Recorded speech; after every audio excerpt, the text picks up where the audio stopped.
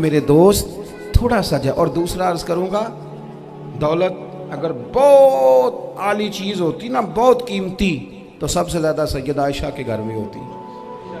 اگر پیسوں سے ہی سکھ آتا تو پیسے سب سے زیادہ حضرت فاطمہ الزہرا کے کاشانہ نور میں ہوتے. او میرے بھائیوں، سونا وقت محبتوں سے گزارا جا سکتا ہے.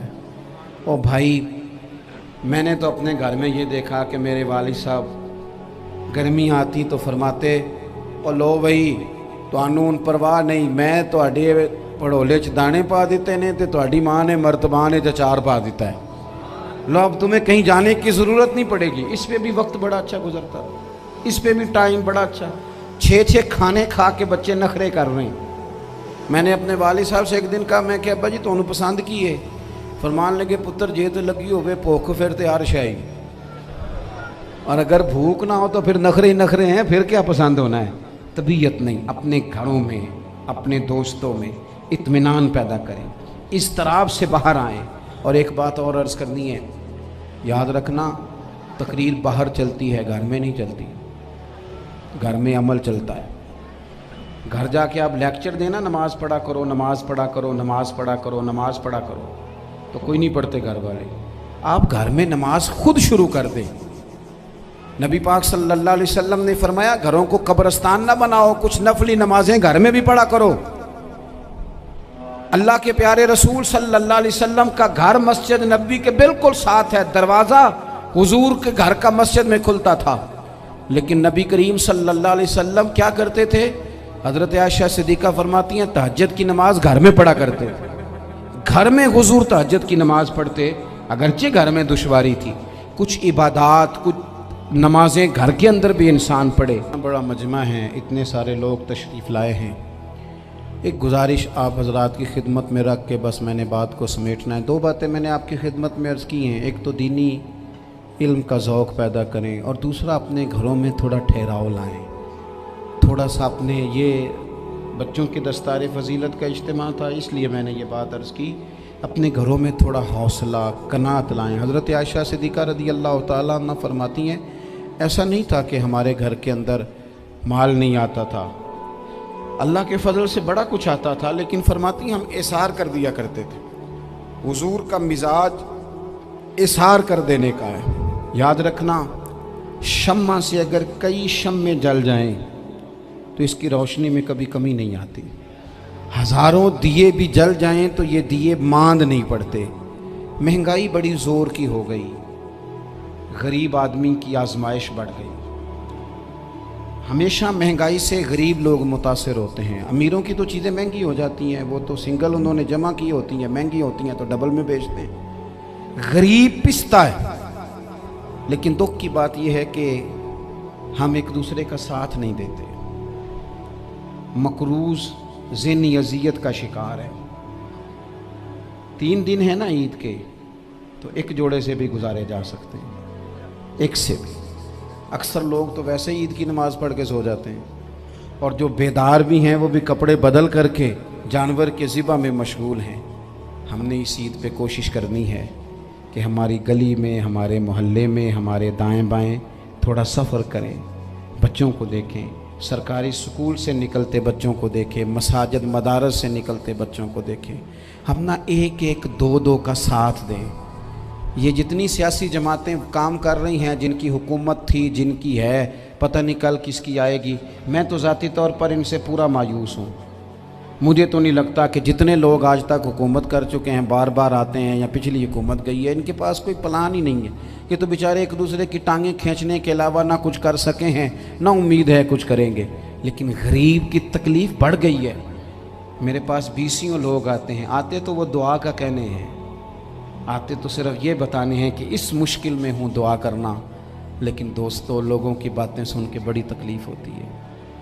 ہم کیا کسی کی مدد کر سکتے ہیں؟ ہمارے لیے تو مدارس چلانے مشکل ہیں، لیکن لوگ اذیت کا شکار ہیں. ذہنی کرب کے نیچے لوگ آ گئے. اتنی بڑی اذیتیں کھڑی کر دی گئی ہیں. تھوڑا تھوڑا دیکھو، 2 کا کھانا 3 بھی تو کھا ہی سکتے ہیں نا.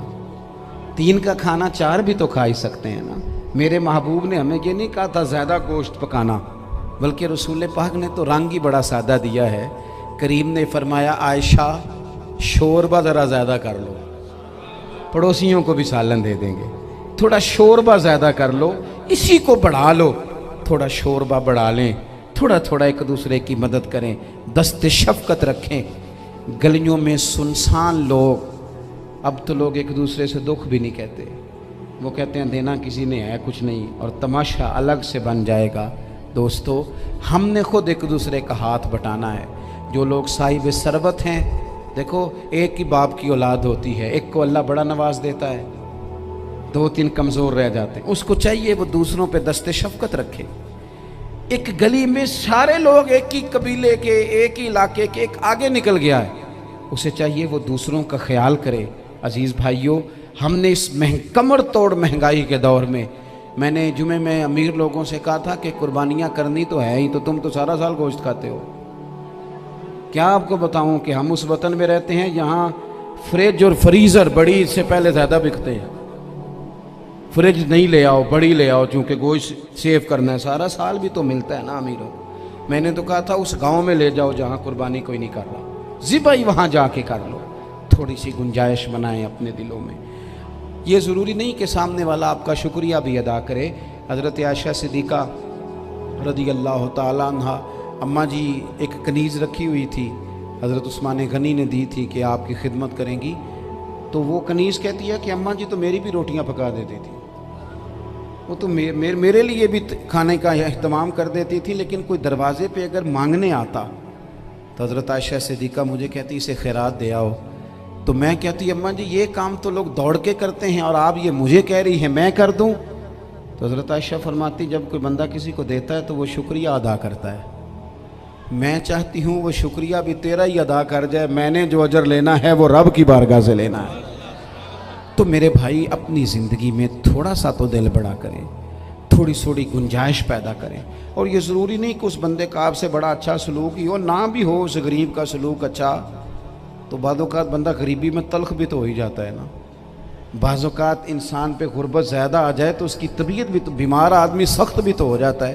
तो मेरी आपसे ये गुजारिश है कि ये जो दिन चल रहे हैं वो हमारे यहाँ हमारे हुक्मरान कहते हैं मज़ीद सख्त फ़ैसले करने पड़ेंगे।